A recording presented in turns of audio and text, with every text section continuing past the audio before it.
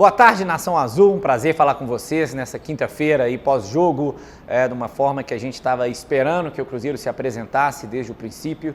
Eu, como grande torcedor que sempre fui, como vocês, sempre falei o tanto que estava incomodando, né? A gente não conseguia fazer aquele desempenho que todo mundo esperava e acho que isso aconteceu ontem, né? Uma grande apresentação do nosso elenco, um jogo que foi 3-0 e poderia ter sido mais, bolas na trave, uma grande atuação do goleiro da Ponte. Então, fico muito feliz de hoje poder me pronunciar com vocês depois de uma situação dessa.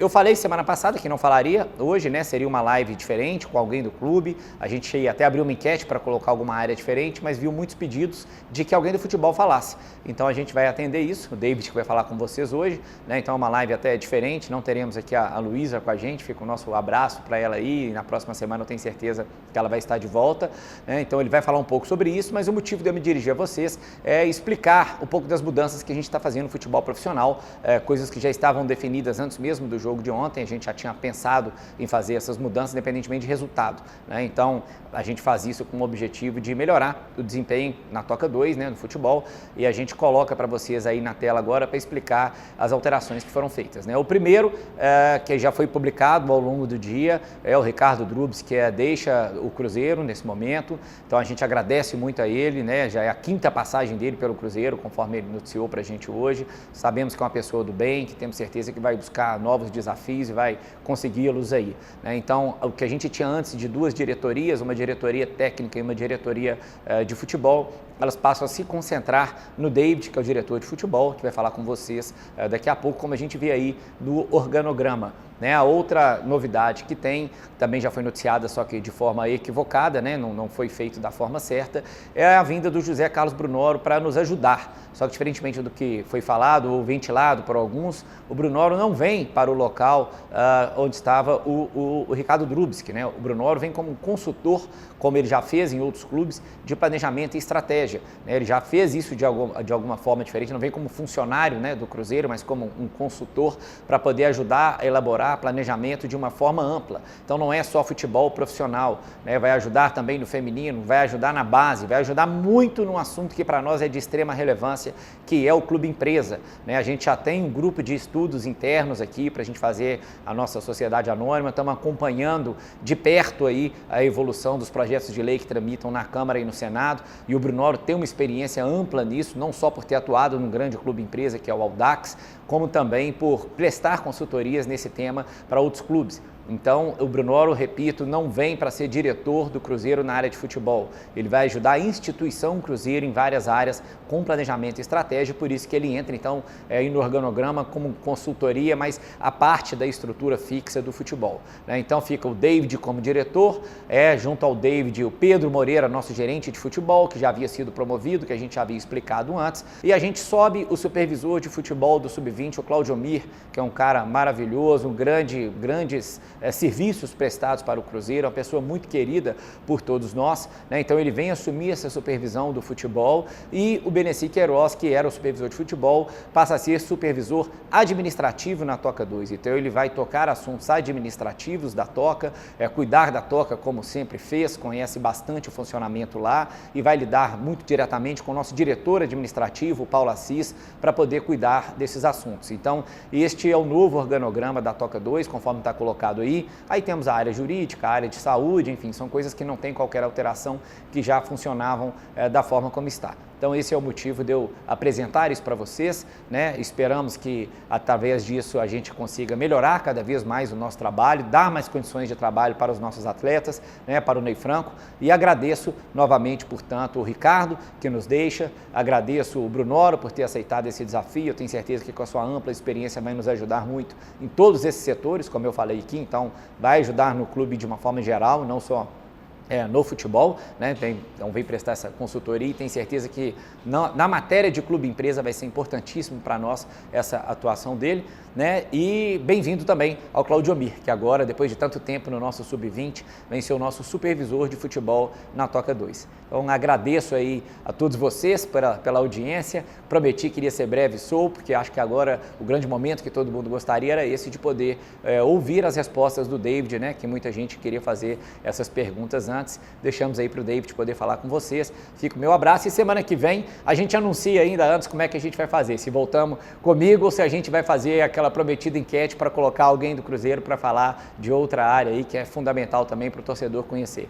Forte abraço a todos, amanhã é uma boa viagem à delegação, temos certeza que sábado a gente vai fazer de tudo, né? Vai deixar o coração todo lá dentro do gramado para poder entregar mais um belo resultado para a nossa torcida. Um abraço. Boa tarde, Nação Azul, é um prazer estar aqui participando, né, da live, estou aqui para responder todas as perguntas, é uma área que eu fico bem à vontade porque é uma coisa que eu gosto de estar fazendo. Eu que fui atleta do clube, fui auxiliar, fui treinador e hoje, né, sou o diretor. Passei por todas as áreas, me preparei muito para isso, né, isso desde quando eu jogava, então tenho uma experiência enorme para falar, né, sobre isso. Adroaldo Leal, Rádio 98 FM. David, vocês contrataram alguns atletas na época do Anderson Moreira, agora está aí o Ney Franco, vocês estão no mercado, tem jogadores ainda para ser registrados, né? O Cruzeiro ainda que não pode registrar por causa dessa ação da FIFA. Queria saber de você como é feita essa avaliação, qual é o critério utilizado para escolher esses jogadores que vão vir para reforçar o Cruzeiro e como é que está a situação de outros jogadores, como por exemplo o Claudinho, que é um talento, um jogador que outros clubes, até clubes da Série A estavam querendo, vocês conseguiram trazer para o Cruzeiro. Ele não teve muitas oportunidades com o Anderson, também não está tendo muita oportunidade com o Ney Franco. Como é que é isso? E principalmente eu queria saber a respeito dessa questão do critério para vocês irem ao mercado buscar esses jogadores para reforçar o elenco do Cruzeiro. Boa tarde, Adroaldo. A gente recebe vários vídeos de vários atletas. E quando a gente recebe esse vídeo, a gente leva para a sala de mercado e a gente já começa a monitorar. Então, é uma discussão interna, né? Eu, o Toninho, o Bruno, foi a comissão técnica e nós avaliamos que, né, que o jogador ele tem potencial e a gente já começa a ir para o mercado, né, para negociar e para poder trazê-los. Ganhamos de várias concorrências, né, a questão do Claudinho, criamos um projeto, né, para o atleta e nisso nós conseguimos, né, convencê-los a vir, né, para o Cruzeiro e tentar fazer, né, uma grande exibição da forma como ele fez no Campeonato Paulista. Ele foi um dos destaques do Campeonato Paulista e aí mostrou interesse de outros clubes. Aí com o nosso relacionamento, né, que nós jogamos durante 20 anos e a gente conhece, né, bastante gente no meio do futebol, né, conseguimos, né, fazer uma parceria e trazê-los, né, para o Cruzeiro. David, Sulimar da Rádio Inconfidência, qual é o critério que o Cruzeiro tem adotado para o retorno desses jogadores que no ano passado estiveram na campanha da queda do Cruzeiro para a Série B e que o torcedor não tem aceitado muito? A reclamação ela é muito constante, mas qual é o critério adotado? Até porque os jogadores chegam também com um salário acima do teto estipulado. Eles estão aceitando essa redução, até porque eles saíram por conta desta nova política de salários do Cruzeiro. Sulemar, boa tarde. Por critério adotado, todo mundo sabe a situação do clube, né? Nós estamos passando por um momento muito difícil, né, financeiramente. Hoje, todos os jogadores que estão vindo no teto do clube, né? Os jogadores que nós temos que estariam emprestados, a gente tem disponibilizado isso para a comissão técnica e eles têm aprovado, caso o atleta venha, né, para o Cruzeiro em cima do nosso teto, né? Então eu vejo uns jogadores com qualidade, eu não vejo jogadores mal tecnicamente. O único problema, né, que eu vejo, que eu acompanhei de reclamação, era o extracampo. Então isso a gente tem conversado, né, com os atletas. Eu acho que o mais importante agora é a gente se unir, né, tanto fora, tanto dentro do campo. Nós temos 120 dias para que nós possamos ter o nosso objetivo assim, alcançado e passa por essa reestruturação. Então eu vejo um jogador como o Sassá, tecnicamente, um jogador de alto nível, estava no mercado, como já é um ativo do clube, nós já conversamos, né, com o presidente, com toda a comissão técnica, a importância dele voltar e poder estar à disposição para que ele possa ajudar a gente. Então, o critério adotado é em cima dos nossos ativos que estão em outros clubes e se vier no teto que nós colocamos dentro do clube, ele pode vir e pode ajudar a gente. Olá, David. Aqui Vinícius Nicoletti, Fox Sports. O Cruzeiro fez muitas contratações para a Série B, os jogadores jovens, né, sem aqueles grandes medalhões, e agora está tendo reforço dos jogadores que estão retornando de empréstimo. Queria saber qual foi o perfil dessas contratações para a Série B, o perfil da montagem da equipe e a situação na FIFA. Quando o time vai se livrar dessa punição, pagar usória, como é que está o andamento dessa situação para contar com os jogadores que já estão contratados, como revelou o técnico Ney Franco. Obrigado, abraço. Boa tarde, Vinícius, tudo bem? O critério é fazer a mescla de jogadores experientes com jogadores jovens, né? O Cruzeiro tem olhado para o mercado, tem visto o mercado, né? Como tem olhado esses jogadores jovens, né, com potencial, e a gente trazer nas nossas condições. A gente sabe que a gente vive um momento muito difícil financeiramente, então a gente está, né, olhando para que a gente possa trazer os jogadores jovens nas nossas condições e poder fazer essa mescla junto com os jogadores experientes. O caso FIFA, a gente está correndo atrás junto com, com o presidente, toda a diretoria, para que a gente possa, né, solucioná-los. David, eu queria saber um pouco mais sobre o planejamento do departamento de futebol do Cruzeiro. O Cruzeiro está no seu terceiro técnico na temporada e o que a gente acompanhou praticamente durante todo o ano de 2020 é o clube atender a um desejo do técnico. O técnico quer esse jogador, o clube contrata e aí o ciclo vai se alternando dependendo da mudança do treinador, até para definir afastamento de atleta, volta de atleta. Essa análise, ela tem sido mais aprofundada até para isso não virar um problema para o clube no futuro. O técnico sai, o jogador às vezes não acrescentou tanto e acaba ficando por aí. O Cruzeiro tem estudado todos os dados, todos os detalhes dos atletas que são indicados e também partindo do próprio clube, pensando em um benefício que aquele jogador vai poder trazer para o Cruzeiro, para não ficar dependendo apenas de atender a desejo de treinadores que vão passando ao longo dos anos no clube? Boa tarde, Samuel. Não é atender o treinador, né? Aqui a gente tem a nossa convicção. Quando o treinador ele coloca o nome de um atleta, a gente leva para a sala de mercado, a gente estuda nesse atleta, a gente tem todo o diagnóstico e a gente aprova ou não, tá? Então a gente tem feito isso. O terceiro treinador, na gestão nossa, esse é o segundo, né? Passou o Anderson e agora estamos assim com o Ney Franco. Todo o planejamento ele é todo estudado junto com a comissão técnica e a diretoria. Então todas as decisões que a gente tem tomado é sempre pensando na saúde financeira do clube e na saúde técnica do clube. A gente está indo em busca no mercado de jogadores que possa trazer o retorno técnico e financeiro. Então, por causa disso que o nosso planejamento ele é pautado em cima da diretoria e em cima da comissão técnica, que a gente tem conversado bastante. David, boa tarde. Antes de tudo, muito obrigado por conversar com a gente. Me chamo Stefano, sou do portal Deus Me Dibre e queria perguntar para você em relação à transição de atletas da base. A gente teve um exemplo recente que foi o Caio Rosa, que subiu o profissional, depois voltou à base, depois subiu o profissional de novo, retornou à base, estava jogando sub-20 e agora foi chamado de novo para compor o profissional. É uma transição que com certeza não é sadia para o atleta, né, porque ele fica variando entre categorias muito diferentes.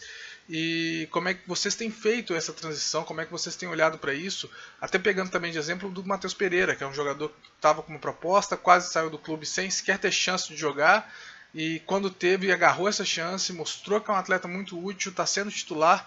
Então é a respeito dessa questão de como é que está sendo esse aproveitamento da base, diante também dessas contratações, né, que estão sendo feitas, de atletas que podem vir a tomar esses espaços dos meninos da Toca. Muito obrigado. Stefano, boa tarde.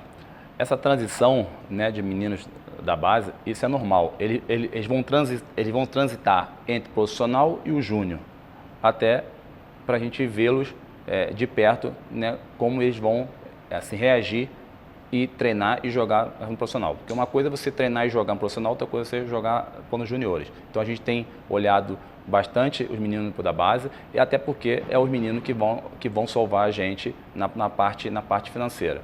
né? O caso do Matheus, o Matheus teve sondagem, como outros jogadores tiveram, e nós conversamos com o Anderson e achamos melhor dar oportunidade, né, para ele, e ele veio, subiu e aproveitou, né? Na gestão do Sérgio, o Sérgio assumiu o clube dia 1º de junho, e isso veio a pandemia, nós não conseguimos olhar os meninos da base como é para ser feito, né? Então isso atrapalhou um pouco, mas nós já né, conversando, né, com o diretor da base, e nós conseguimos subir alguns meninos para o sub-20 para que possa não recompor o nosso elenco assim, profissional.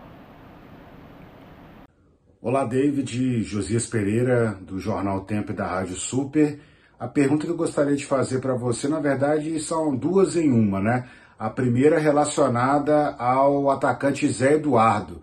Eu queria que você explicasse qual foi o tipo de negociação que o Cruzeiro fez com a América de Natal, tendo em vista aí o retorno do jogador, né? Como é que vocês avaliaram também esse contrato que foi feito, uma vez que o Cruzeiro, né, teve que fazer alguma compensação aí para o time potiguar para ter esse jogador de volta, né? Se teve algum tipo aí de prejuízo, talvez, por ter trazido esse jogador.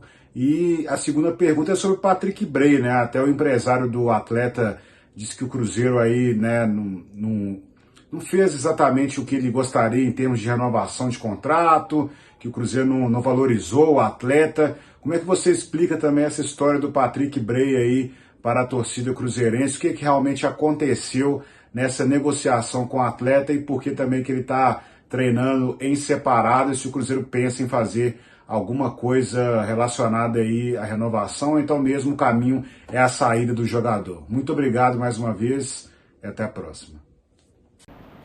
Boa tarde, Josias. Zé Eduardo é um jogador que era do Cruzeiro, né? Estava emprestado ao Vila Nova, no Campeonato Mineiro, e como o Anderson não ia utilizá-los, ele foi emprestado, né, para o América de Natal. Né? No contrato estava que quando a gente precisasse, ou quando fosse precisar, né, do atleta, a gente, né, poderia pedir o retorno dele, e eu conversando com o Ney, né, gostou do atleta e nós pedimos para ele voltar. Caso do Patrick Bray,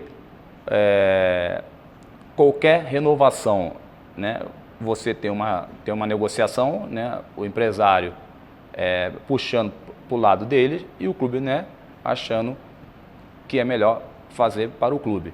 Então, sobre Patrick Bray, o contrato, né, que nós recebemos assim, a proposta, a gente achava que não era de acordo com como a gente, né, queria, até pelo fato da saúde, né, financeira do clube, então achamos melhor ficar, pode ser, de stand-by, e se o jogador tiver alguma proposta que seja melhor do que a do Cruzeiro, a gente está disposto assim, a negociá-lo. Boa tarde, David, Gabriel do GE. Globo. Eu queria fazer duas perguntas a você. Primeiro, sobre a situação do Dedé. O jogador realizou uma cirurgia no começo do ano. Queria saber sobre a situação dele, o futuro dele, o que o Cruzeiro está planejando com o jogador. E segundo, também perguntar sobre o reforço que o Ney Franco indicou na coletiva após a vitória sobre o Ponte Preta, que o Cruzeiro tem encaminhada. Queria perguntar quem é esse nome e para qual posição vocês estão aí alinhando uma nova contratação para o Cruzeiro. Muito obrigado. Boa tarde, Gabriel. Então, o caso do Dedé. O Dedé já tinha um acordo anterior com o clube, né, de se tratar fora do clube, e isso foi respeitado. E o caso, né, da resposta do Ney, assunto sobre contratação, a gente resolve isso internamente, né, até para não atrapalhar a negociação. Então a gente está pronto para o mercado e tentar trazer, né, jogadores em cima do que o nosso orçamento permite. Olá, David, meu nome é Vivian. A minha pergunta é uma pergunta pertinente entre a torcida. Gostaria de saber se você está satisfeito com o trabalho que o Departamento de Futebol do Cruzeiro tem feito atualmente. Boa tarde, Vivian. Não satisfeito, a gente só vai ficar depois que a gente conseguir o nosso objetivo, que é subir, né? Então a gente tem trabalhado muito aqui, a gente tem acompanhado nas redes sociais, e a gente respeita, né, a opinião dos torcedores, mas pode ter certeza que a gente está trabalhando para que todos nós possamos subir e poder comemorar aí no final. Boa tarde, nação. Boa tarde, David. Eu sou o Perão, do canal 011, sou cruzeirense de São Paulo. Eu gostaria de saber qual foi o critério usado para a contratação do Matheus Índio, que em 5 anos de carreira profissional não tem números tão relevantes, sendo que a gente tem o Caio Rosa, que estava na base esse tempo todo com números muito melhores. Eu gostaria de saber qual foi o critério usado para a contratação do Matheus. Um abraço. Boa tarde, Pedro, tudo bem? O Ney já trabalhou com o Matheus Índio na seleção, né? E trouxe pra gente algumas referências dele. Matheus Índio jogou, né, no Estoril, jogou muito bem, a gente vinha acompanhando. E o custo-benefício para o clube, ele foi bom, né? E a gente espera que ele possa vir jogar e poder se destacar aí, e o clube possa ganhar, né, financeiramente e tecnicamente com ele. Fala, David, tudo bem? Prazer, meu nome é Pedro e gostaria de fazer uma pergunta. Nos últimos dias o Cruzeiro tem afastado alguns jogadores e a justificativa que se deu foi que foram afastados por critérios técnicos. Logo depois, com a saída do Anderson Moreira e a chegada do Ney Franco, esses jogadores foram reintegrados ao plantel do Cruzeiro. E eu queria te fazer uma pergunta num caso mais específico. No caso do Giovani, ele foi contratado e num curto período de tempo foi afastado por critérios técnicos. Você considera que houve aí um erro da comissão técnica em contratar esse jogador? E a outra pergunta que eu te faço é o seguinte: o porquê de tantas contratações do Cruzeiro de jogadores que não têm aí um aproveitamento acima da média, sendo que nós temos no Sub-20 alguns jogadores como Pedro Bicalho, Vinícius Popó, Caio Rosa e diversos outros que poderiam ter chances no profissional e muitas das vezes não tem essa chance porque essas contratações que o Cruzeiro faz acaba tirando a oportunidade desses jogadores. Qual que é o critério técnico para essas contratações? Obrigado, saudações celestes. Boa tarde, Pedro, tudo bem? Caso Giovani. O Giovani é um jogador de confiança do Anderson, né? Ele trabalhou com o Anderson no América, um jogador da confiança dele. Infelizmente, ele veio para o Cruzeiro e não conseguiu render como a gente estava esperando, até porque ficou parado assim muito tempo. E então o Anderson, né, conversando comigo, achou melhor, né, afastar ele para ele se aperfeiçoar na parte técnica, na parte física. E nesse meio termo aí o Anderson foi mandado embora e nós não conseguimos subir ele da mesma forma como o Anderson estava acostumado para trabalhar com ele. Então aí veio o Ney Franco, o Ney já conhecia esse atleta e perguntou qual era a situação dele. Eu falei que a parte física e a parte técnica dele ainda não estava para o ideal e o Ney, né, começou a acompanhar e pediu para ele ser reintegrado para ser um grupo. A questão do Popó e do Pedro Bicalho são jogadores tecnicamente com um futuro promissor muito grande, né? Então a gente está tendo cautela para que a gente possa lançar ele no momento certo, tá bom?